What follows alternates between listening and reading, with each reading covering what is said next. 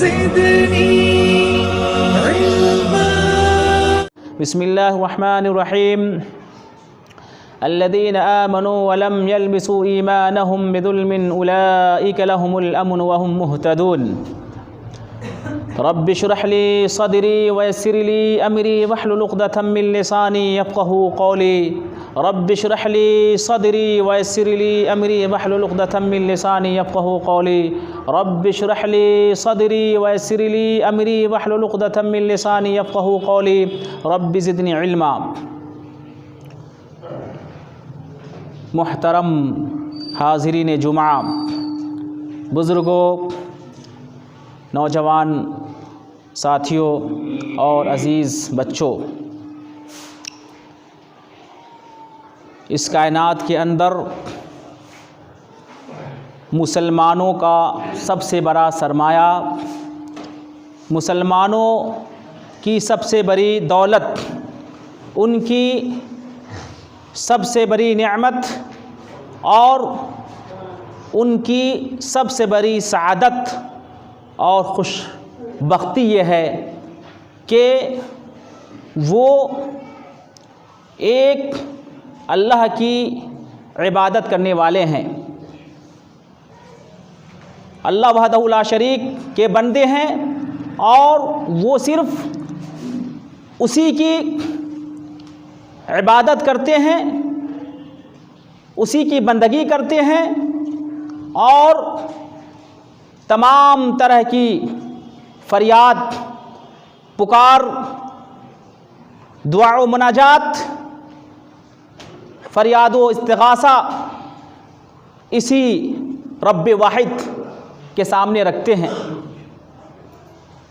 برادران اسلام، اسی کو مختصر میں توحید کہا جاتا ہے۔ توحید کا معنی ہوتا ہے اللہ رب العالمین کی خلوصیت کے ساتھ اور مکمل اللہ کی رضا اور خوشنودی کے ساتھ عبادت کرنا، اللہ تعالیٰ کی ذات میں کسی بھی چیز کو شریک اور ساجی نہ ٹھہرانا، صرف اور صرف اللہ رب العالمین ہی کے لیے تمام عبادتوں کو جائز سمجھنا، تمام طرح کی عبادتوں کو اللہ رب العالمین ہی کے لیے انجام دینا، یہ ہے توحید۔ اور اس کی ضد، اس کا الٹا، اس کی اپوزٹ شرک ہے۔ یہ دونوں کبھی آپس میں ایک ساتھ نہیں ہو سکتے ہیں، اکٹھے نہیں ہو سکتے ہیں۔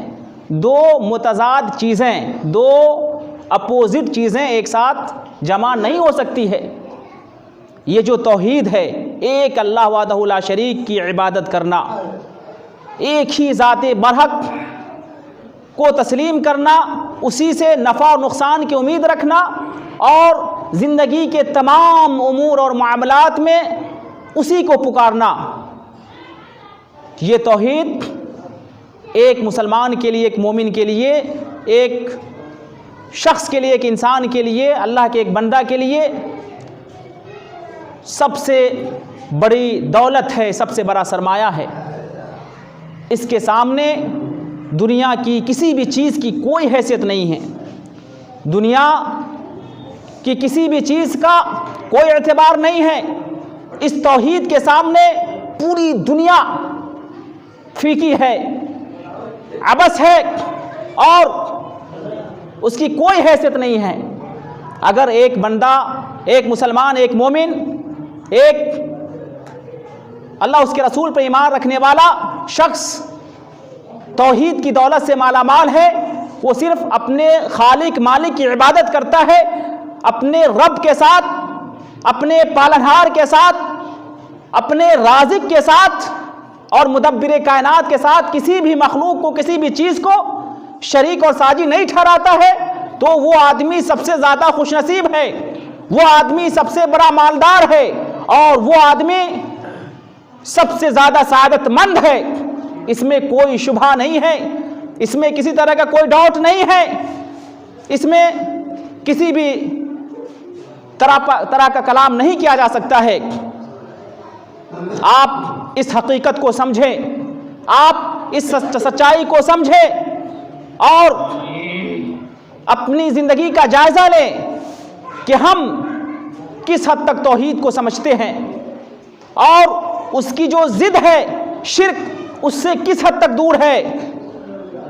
اگر کوئی مسلمان ہے، مومن ہے، اس کے پاس توحید کی نعمت نہیں ہے، توحید کی دولت نہیں ہے، اور وہ کسی نہ کسی طور پر کہیں نہ کہیں کسی نہ کسی اعتبار سے شرک میں مبتلا ہے، تو وہ آدمی سب سے بڑا بدقسمت انسان ہے۔ وہ انسان اللہ کی نعمتوں سے محروم ہے اور وہ انسان اپنی دنیا بھی تباہ کر رہا ہے اور آخرت بھی تباہ کر رہا ہے۔ پھر دنیا میں اس کے پاس ہزاروں، لاکھوں، کروڑوں، اربوں پراپرٹی رہنے کے باوجود بھی اس کے پاس کچھ بھی نہیں ہے۔ وہ آدمی بڑا بدنصیب ہے اور پوری دنیا کی دولتیں رہنے کے باوجود بھی وہ آدمی گویا کہ حقیقی دولت سے، حقیقی نعمت سے اور حقیقی ساز و سامان سے محروم ہے۔ اس آدمی کی زندگی کی کوئی حیثیت نہیں رہ جاتی، اس کی زندگی کا کوئی اعتبار نہیں ہے، اس کی زندگی کی کوئی قیمت نہیں ہے، اور وہ آدمی ہر اعتبار سے تباہ اور برباد ہو کر کے رہے گا۔ میرے دینی ملی بھائیوں، آپ لوگ، ہم تمام لوگ توحید کو سمجھیں، شرک کو سمجھیں اور اس سے ہر ممکن طور پر بچنے کی کوشش کریں۔ بہت سارے لوگ ہمیں معلوم ہیں وہ توحید کو نہیں جانتے ہیں، مسلمان ہیں، مومن ہیں، وہ اپنے آپ کو اسلام والا کہلاتے ہیں، دعویٰ کرتے ہیں، وہ کہتے ہیں کہ ہم قرآن مجید پڑھتے ہیں، سمجھتے ہیں، اس پر عمل کرتے ہیں، وہ کہتے ہیں کہ ہم احادیث رسول کو پڑھتے ہیں، سمجھتے ہیں، ہم اللہ اور اس کے رسول پر ایمان رکھتے ہیں، ہمارا دین دھرم اسلام ہے، ہماری مذہبی کتاب قرآن مجید ہے، ہمارا آئیڈیل ہمارا رسول محمد عربی صلی اللہ علیہ وسلم ہے۔ لیکن افسوس کی بات یہ ہے، دکھ کی بات یہ ہے، بدقسمتی کی بات یہ ہے کہ وہ توحید کو نہیں سمجھتے ہیں۔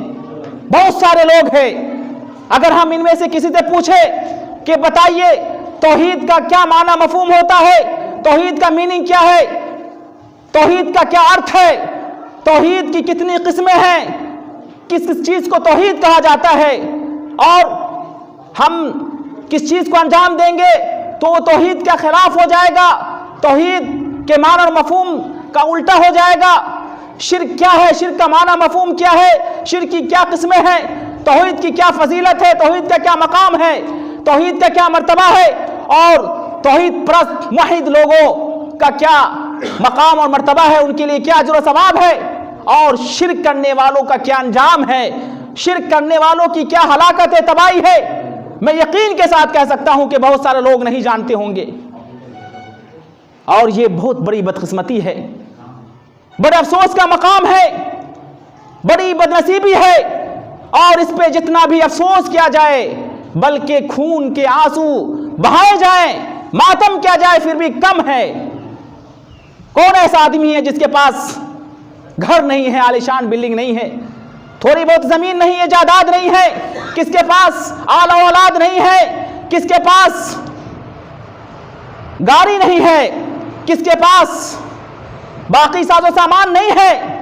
سب لوگ گھر بنانے میں مقابلہ کرتے ہیں، مسابقہ کرتے ہیں، سب لوگ عالیشان بلڈنگ بنانے میں ایک دوسرے سے آگے بڑھ جانے، سبقت کرنے کی کوشش کرتے ہیں، اور اس کا گھر اگر ایسا بنا ہے تو میں ویسا گھر بناؤں گا، اگر اس نے ایک منزلہ عمارت کھڑی کی ہے تو میں 2 منزلہ عمارت کھڑی کروں گا، اگر اس کے پاس بائک ہے تو میں 4 ویلر 4 چکا گاڑی خریدوں گا، اگر اس نے 1 کٹھا زمین خریدی ہے میں تو 2 کٹھا زمین خریدوں گا، اگر وہ اپنے بیٹے کو فلاں اسکول میں پڑھاتا ہے تو میں اس سے کہیں اعلیٰ معیار ہائی فائی اسٹینڈرڈ اسکول میں پڑھاؤں گا، اگر وہ اپنے بچے کو ایسے لباس اور پوشاک پہناتے ہیں تو میں اس سے کہیں اعلیٰ معیار کے کپڑے پہناؤں گا، اگر اس کے پاس یہ چیز ہے تو میں اس سے کہیں زیادہ چیزیں خرید کر کے اپنے آپ کو اونچا اور برتر ثابت کروں گا۔ ان تمام چیزوں میں مقابلہ ہوتا ہے، ان تمام چیزوں میں کمپٹیشن ہوتا ہے، ان تمام چیزوں میں ایک دوسرے سے بڑھ کر آگے جانے کا جذبہ ہوتا ہے، لیکن افسوس کی بات یہ ہے کہ کسی کو یہ فکر نہیں ہے کہ ہم توحید کو نہیں سمجھتے ہیں، کسی کو یہ غم نہیں ہے کہ ہم شرک کو نہیں سمجھ رہے ہیں، کسی کو یہ پرواہ نہیں ہے کہ ہم اپنے رب کے حقوق سے ناواقف ہیں، کسی کو یہ ٹینشن نہیں ہے کہ ہم شرک بھی کر رہے ہیں۔ شرک کی چیز کو کہا جاتا ہے، ہمارے اعمال میں شرک پائے جاتے ہیں۔ آپ بڑے بدنصیب ہیں، بڑے بدقسمت ہے۔ توحید میں نے بتایا کہ ایک اللہ کی عبادت کرنا، تمام طرح کی عبادتوں کو صرف اور صرف اللہ رب العالمین کے لیے انجام دینا۔ جو بھی عبادت ہے، عبادت کی جو بھی قسم ہو سکتی ہے، عبادت کا جو بھی شکل ہو سکتی ہے اور عبادت کی جو بھی صورت ہو سکتی ہے، تمام کو اللہ رب العالمین کے لیے ہی کرنا ہے، یہی توحید ہے۔ اور اگر ہم نے کسی بھی طرح کی عبادت کو اللہ تعالیٰ کو چھوڑ کر کے کسی اور مخلوق کے لیے، کسی اور چیز کے لیے ہم نے انجام دیا تو یہ شرک ہو جائے گا۔ یہی توحید ہو سکتا ہے۔ بہت سارے لوگ یہ کہیں کہ میں اکثر یا خطبوں میں اکثر توحید کے بارے میں سننے میں آتا ہے، یہ توحید کیا بلا ہے، کیا مصیبت ہے، کیا پریشانی ہے۔ اور بھی تو بہت سارے ٹاپک ہو سکتے ہیں، اور بھی بہت سارے موضوع ہو سکتے ہیں، اور بھی بہت ساری باتیں ہو سکتی ہے، لیکن توحیدی پہ اتنی باتیں کیوں ہوتی ہے؟ لوگ شرک کے خلاف اتنا کیوں بولتے ہیں؟ میرے دینی ملی بھائیوں، اگر توحید پہ پورے سال، کئی سال گفتگو کی جائے، خطبہ دیا جائے، باتیں کی جائے تو کم ہے۔ اگر ہمیشہ ہر وقت اور ہر محفل میں، ہر مجلس میں، ہر جمعہ میں، ہر پروگرام میں، ہر سیمینار میں، ہر کانفرنس میں اور ہر بیٹھک میں، ہر جلسہ میں، ہر گفتگو میں شرک کے خلاف، شرک کی مذمت بیان کی جائے، شرک کے انجام کو بتایا جائے تو کم ہے۔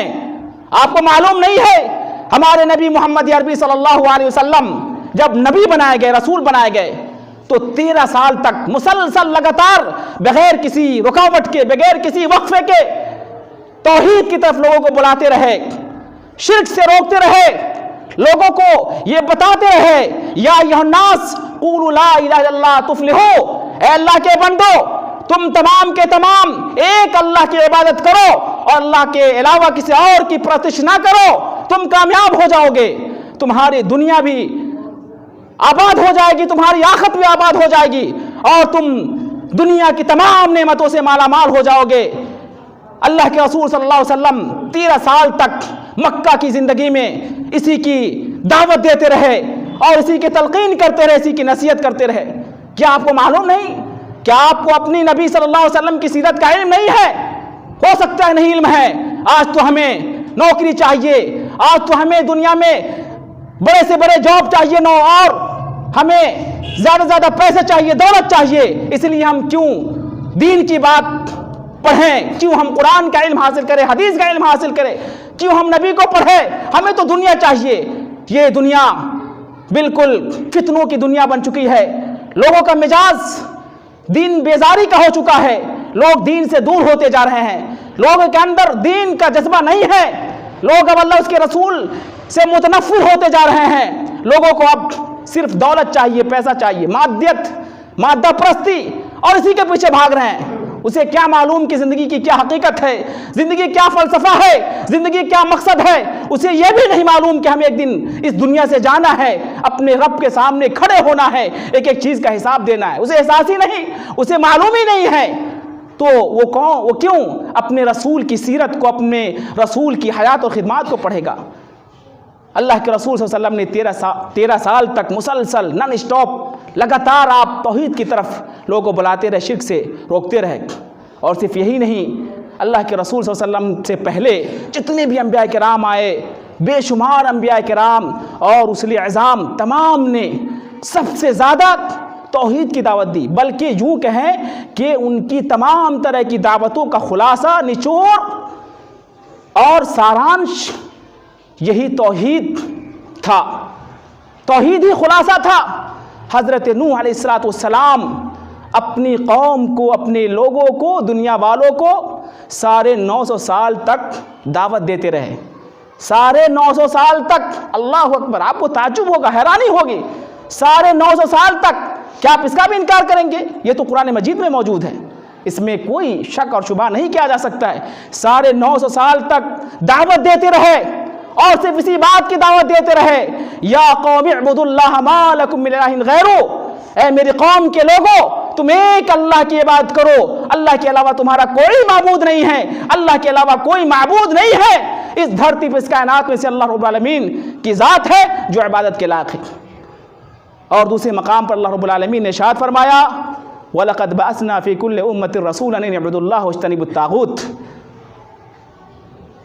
یہ قرآن کریم کی مشہور معروف آیت ہے، سورہ نحل آیت نمبر 36 ہے۔ اس میں اللہ رب العالمین نے ارشاد فرمایا کہ ہم نے جتنے بھی رسول بھیجے تمام کو یہی کہہ کر کے ہم نے بھیجا کہ تم تمام کے تمام ایک اللہ کی عبادت کرو، اور اللہ کے علاوہ جو بھی معبودان باطلہ ہیں جن کو لوگ پوجتے ہیں پرستش کرتے ہیں، یہ درخت ہے، یہ حجر ہے، یہ سمندر ہے، یہ جانور ہے، اور بھی بہت ساری مورتیاں، بہت ساری چیزیں جن کو لوگ پوجتے تھے، تمام سے تم پرہیز کرو، ایک اللہ کی بات کرو۔ تمام انبیاء کا یہی پیغام تھا، یہی اعلان تھا، یہی دعوت تھی۔ اسی لیے میرے دینی ملی بھائیوں، آپ توحید کو سمجھیے، آپ پر یہ ذمہ داری بنتی ہے، آپ پر یہ فرض ہے، یہ لازم ہے، یہ ضروری ہے کہ آپ خود توحید کو سمجھیے اور اپنے بچوں کو سمجھائیے اور اپنے گھر والوں کو سمجھائیے، اپنی بیوی کو سمجھائیے، اپنی بیٹیوں کو سمجھائیے۔ توحید کی دولت سے آپ اپنے گھر کو آباد کیجئے، اللہ کی محبت کو دلوں میں بیٹھائیے، شرک سے آپ ہر اعتبار سے اپنے گھر والوں کو، خود اپنے آپ کو روکیے۔ یہی علم ہمارے اوپر فرض ہے۔ اگر ہم نے اس علم کو حاصل نہیں کیا، اپنے دین اور عقیدہ کا علم حاصل نہیں کیا، توحید کا علم حاصل نہیں کیا، توحید کو نہیں سمجھا، شرک کو نہیں سمجھا، تو پھر ہم کہیں کے نہیں رہ جائیں گے، ہم دین ہی کو نہیں سمجھ پائیں گے۔ دین کی جو بنیاد ہے، پلر ہے، اسی توحید پر ہے۔ پہلے عقیدہ، پہلے توحید، اس کے بعد نماز، روزہ، حج، زکوٰۃ، صدقہ و خیرات۔ میرے بھائیوں، یہ بڑی اہم چیز ہے، اہم نقطہ ہے، اہم پوائنٹ ہے، ہم نہیں سمجھتے ہیں۔ خوب نمازیں پڑھ رہے ہیں، خوب زکوٰۃ دے رہے ہیں، پیسہ ہے خوب خرچ کر رہے ہیں، ہم نے مسجد بھی بنوا دی، ماشاءاللہ خوش ہیں کہ ہم نے مسجد بنا کر کے جنت میں اپنا گھر تعمیر کر لیا، بڑے خوش ہیں۔ لیکن بیچارہ شرک کر رہا ہے، اللہ کے علاوہ کسی اور کو پکارتا ہے، اللہ کے علاوہ کسی اور سے ڈرتا ہے، اللہ کے علاوہ کسی ولی کو تصرف کا مالک سمجھتا ہے، کسی ولی کے دربار میں جاتا ہے جو مر چکے ہیں اور ان کے سامنے دعائیں مانگتا ہے، اپنے گلے میں تعویذ پہنتا ہے، ہاتھ میں تعویذ پہنتا ہے اور کہتا ہے کہ اس کے ذریعے سے بیماری دور ہو جائے گی۔ بڑا خوش ہے کہ ہم نے جنت میں گھر بنا لیا، ہم نے 30 لاکھ 40 لاکھ 50 لاکھ دے کر کے ایک مسجد بنوا دی ہے، بڑا خوش فہمی میں مبتلا ہے، لیکن وہ شرک کر رہا ہے۔ اللہ کی قسم، وہ آدمی کبھی بھی جنت میں نہیں جا سکتا ہے، وہ آدمی کبھی بھی معافی کا حقدار نہیں ہو سکتا ہے، بلکہ وہ آدمی اگر شرک میں مبتلا ہے تو آدمی جہنم میں جائے گا۔ یہ میری بات نہیں ہے، بلکہ اللہ رب العالمین نے بڑی وضاحت کے ساتھ یہ فرما دیا، انہو من یشرک باللہ فقد حرم اللہ علیہ الجنہ ومأواہ النار وما للظالمین من انصار۔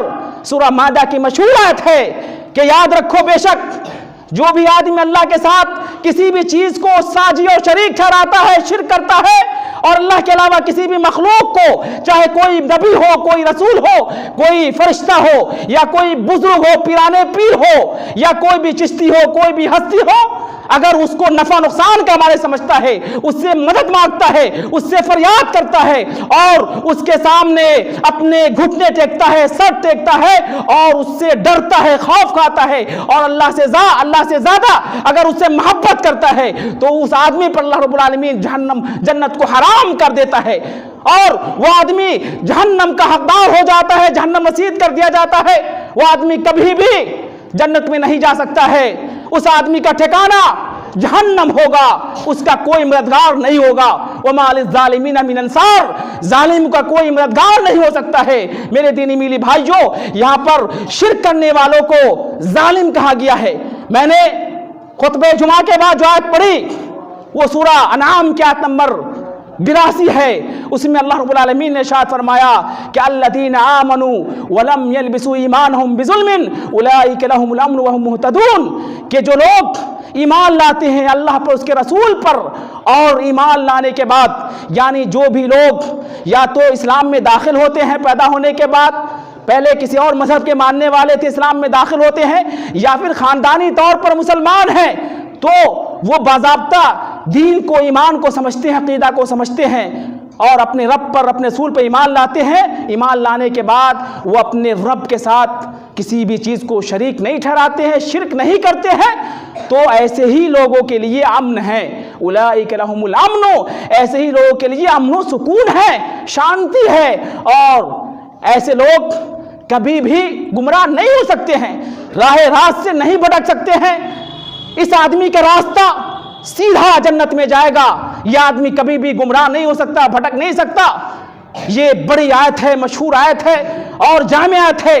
اس آیت میں اللہ رب العالمین نے یہ بتا دیا، لوگوں کو یہ سمجھا دیا کہ اگر کسی کو امن چاہیے، سکون چاہیے، امن سے مراد دنیا کی تمام نعمتیں ہیں، اس میں دولت بھی ہے، اس میں سعادت بھی ہے، اس میں خوشحالی بھی ہے، اور اس میں دنیا کی تمام طرح کی نعمتیں شامل ہے، دنیا اور آخرت کی تمام نعمتیں اس میں داخل ہے۔ دنیا میں عزت ملے گی، دنیا میں وقار ملے گا، دنیا میں شان و شوکت ملے گی، دنیا کی جو بھی دولتیں ہو سکتی ہے پوری دنیا کو اس کے قدموں میں اللہ تعالیٰ رکھ دے گا، اگر وہ توحید ہے، توحید پرست ہے، اگر وہ موحد ہے، ایک اللہ رب العالمین کی عبادت کرنے والا ہے، اور پھر اسے کوئی ڈر نہیں ہوگا، کوئی خوف نہیں ہوگا، اور کسی طرح کوئی پریشانی نہیں ہوگی۔ یہ گواہی اللہ رب العالمین نے دی ہے۔ آج پوری دنیا کے اندر مسلمان ذلیل ہے، خوار ہے، اور دشمن بڑی آسانی سے چڑھ دوڑتے ہیں۔ اس کی کیا وجہ ہے؟ کہیں ہماری کوئی عزت نہیں، ہمارا کوئی وقار نہیں، ہمارا کوئی روب نہیں، دبدبا نہیں، سب کچھ ہے، تعداد بھی ہے، ہمارے پاس دنیا میں بہت سارے ممالک بھی ہیں، پیسے بھی ہیں، طاقت بھی ہے، سب کچھ ہے، لیکن ہماری کوئی حیثیت نہیں۔ کیوں؟ اللہ نے ہمیں ذلیل کر دیا، اللہ نے ہمیں رسوا کر دیا، ہمیں بیکار کر دیا۔ کیوں؟ ہمارے پاس توحید نہیں ہے، ہم توحید کی دولت سے محروم ہوتے جا رہے ہیں، ہم شرک میں مبتلا ہے۔ دیکھیے، اخبارات پڑھیے، ہمارے ملک ہندوستان کے اندر ابھی خوب شرک کا بازار گرم ہے، لوگ دور دور سے زیارت کرنے جاتے ہیں۔ کہاں جا رہے ہیں بھائی؟ فلاں جگہ جا رہے ہیں۔ کیوں جا رہے ہیں؟ تبرک حاصل کرنے کے لیے۔ اللہ اکبر! تبرک کہاں پہ؟ اللہ کے علاوہ کہیں کسی سے برکت حاصل نہیں کی جا سکتی ہے۔ کہاں جا رہے ہیں؟ تو اولاد مانگنے کے لیے۔ کہاں جا رہے ہیں بھائی؟ فلاں جگہ جا رہے ہیں۔ اللہ کے علاوہ بھی کوئی ذات اولاد دے سکتی ہے؟ کہاں جا رہے ہیں؟ تو اپنی فریاد پیش کرنے کے لیے فلاں جگہ سفر کر کے جا رہے ہیں، حج کرنے جا رہے ہیں۔ ہندوستانی میں حج ہوتا ہے۔ یہ کیا ہے میرے بھائیوں؟ کہاں سے اللہ کی رحمت نازل ہوگی؟ اب یہ اخبارات میں اس طرح کی چیزیں چھائی ہوئی ہے۔ میں نے پڑھا کل کے اخبار میں انقلاب کے اندر کہ ایک عالم تقریر کر رہے تھے عرس کے موقع پر، تو کہہ رہے تھے کہ یہ فلاں پیر، فلاں ولی کا کرم ہے کہ ایسا ہو رہا ہے، امن ہے، سکون ہے فلاں شہر کے اندر۔ اللہ اکبر! یہ کھلم کھلا شرک ہے۔ یعنی کسی ولی کے کرم کا تذکرہ کرے کہ اس کی مہربانی ہے، اس کی کرم فرمائی ہے، اور اس کی وجہ سے ہمارے اوپر رحمت نازل ہے، اپنے رب کو بھول گئے۔ اللہ اکبر! پھر آپ کہے کو مسلمان ہیں، تو کہاں سے اللہ رب العالمین کی رحمت نازل ہوگی؟ کہاں سے اللہ کی مدد نازل ہوگی میرے بھائیوں؟ ابھی تو مکمل شرک کا ماحول ہے، موسم چل رہا ہے۔ ہمیں سمجھنا ہوگا، غور کرنا ہوگا کہ ہم مسلمان ہیں، تو پھر مسلمان کس کو کہا جاتا ہے؟ پھر ایک رب کا مطلب کیا ہوا؟ خالق اور مالک رازق کا کیا مطلب ہوا؟ آپ صرف ایک رب کے ہو کر کے رہ جائے، پوری دنیا آپ کے قدموں میں ہوگی۔ حضرت عبداللہ بن مسعود رضی اللہ تعالی عنہما بیان کرتے ہیں کہ میں نے سألت النبی صلی اللہ علیہ وسلم ای ذنب اعظم، میں نے اللہ کے رسول سے پوچھا، اللہ کے رسول صلی اللہ علیہ وسلم سب سے بڑا گناہ کیا ہے، سب سے عظیم جرم کیا ہے؟ تو اللہ کے رسول صلی اللہ علیہ وسلم نے ارشاد فرمایا کہ ان تدعو للہ ندا وهو خلقک۔ بخاری اور مسلم کی سب سے مشہور حدیث ہے کہ تم اللہ رب العالمین کے ساتھ کسی بھی چیز کو ساجی اور شریک ٹھہراؤ حالانکہ اس نے تم کو پیدا کیا ہے۔ یعنی جس ذات نے، جس ہستی نے، جس رب نے ہمیں پیدا کیا ہے، ہم اس کی عبادت نہ کر کے کہیں اور عبادت کر رہے ہیں، کسی اور کی بات کر رہے ہیں۔ عبادت صرف یہی نہیں ہے کہ ہم باضابطہ نماز جو ہے اس کے لیے پڑھ رہے ہیں، اس کے نام پہ زکوٰۃ دے رہے ہیں، صدقہ کر رہے ہیں، یا اس کے سامنے ماتھا ٹیک رہے ہیں، یہی صرف شرک نہیں ہے۔ شرک یہ بھی ہے کہ آپ اس سے رب سے زیادہ محبت کرتے ہیں، آپ اس سے خوف کھاتے ہیں، اس سے اولاد مانگ رہے ہیں، اس کے سامنے دعائیں کرتے ہیں، اس کی زیارت کریں، یہ بھی شرک ہے۔ کسی بھی طرح کے شرک کو اللہ تعالیٰ معاف نہیں کر سکتا۔ ان اللہ لا یغفر ان یشرک بہ ویغفر ما دون ذلک لمن یشاء۔ اللہ تعالیٰ نے فرما دیا کہ شرک کے علاوہ دیگر تمام گناہوں کو اللہ تعالیٰ معاف کر سکتا ہے، لیکن شرک کو کبھی بھی معاف نہیں کر سکتا ہے۔ اللہ کے رسول نے ارشاد فرمایا کہ من مات وہو یدعو للہ ندا دخل النار۔ بخاری کی مشہور حدیث ہے کہ جو آدمی اس حالت میں مرتا ہے کہ وہ دوسرے کو پکار رہا تھا، دوسرے کو نفع نقصان کا مالک سمجھ رہا تھا، وہ آدمی جہنم میں جائے گا۔ اللہ اکبر۔ شرک کا انجام ایسا ہے کہ آپ تصور نہیں کر سکتے ہیں، دنیا بھی برباد ہو جائے گی، آخرت بھی برباد ہو جائے گی۔ لہٰذا آپ ایک اللہ کو تمام طرح کی تصرف کا اختیار سمجھیے، اللہ کو تصرف کا مالک سمجھیے۔ ابھی گزشتہ چند روز پہلے ایک لڑکی مسکان خان نامی لڑکی نے کرناٹک کے اندر بڑا کارنامہ انجام دیا۔ شدت پسند لوگوں کے سامنے اللہ اکبر کا نعرہ بلند کیا اور بڑی ہمت کے ساتھ، بڑی بہادری کے ساتھ وہ اپنے مشن میں لگی جا رہی تھی، اسے کوئی خوف نہیں تھا۔ تو یہ کس چیز کا اثر تھا؟ اللہ اکبر، یہ گویا کہ اس کے اندر توحید کا جذبہ تھا، ایک رب پر ایمان تھا، توکل تھا، بھروسہ تھا۔ ورنہ ولی سے ڈرنے والا، ولی سے مانگنے والا، پیر سے مانگنے والا اور دیگر اور چیزوں کی زیارت کرنے والا، اللہ کو چھوڑ کر کسی اور سے مدد مانگنے والا ایسا جذبہ پیدا نہیں کر سکتا، ایسی جرات نہیں کر سکتا ہے، ایسی ہمت کا مظاہرہ نہیں کر سکتا ہے۔ وہ مسکان خان نام کی جو لڑکی تھی، اس کے اندر گویا کہ توحید کا جذبہ تھا، اس کا اعتماد، اس کا بھروسہ صرف رب پر تھا، تبھی تو کسی سے ڈر نہیں رہی تھی، کسی سے خوف نہیں کھا رہی تھی۔ تو اللہ کے علاوہ کسی سے ڈرنا یہ شرک ہے۔ فطری طور پر ہم سانپ سے ڈرتے ہیں، جانور سے ڈرتے ہیں، یا کوئی ہم کو گولی لے کر کے بندوق چلا رہا ہے یا ہتھیار لے کر مارنے کے آ رہا ہے تو ہو سکتا ہے کہ ہمارے اندر ڈر پیدا ہو جائے، تو یہ فطری ڈر ہے، یہ شرک نہیں ہے۔ لیکن ہم اس کے علاوہ اگر ہم کسی ولی سے ڈرتے ہیں کہ اگر ہم اس کے سامنے دعا نہ کریں گے، اس کو نہیں پکاریں گے تو ہمیں نقصان پہنچا دے گا، تو یہ تو کھلم کھلا شرک ہے۔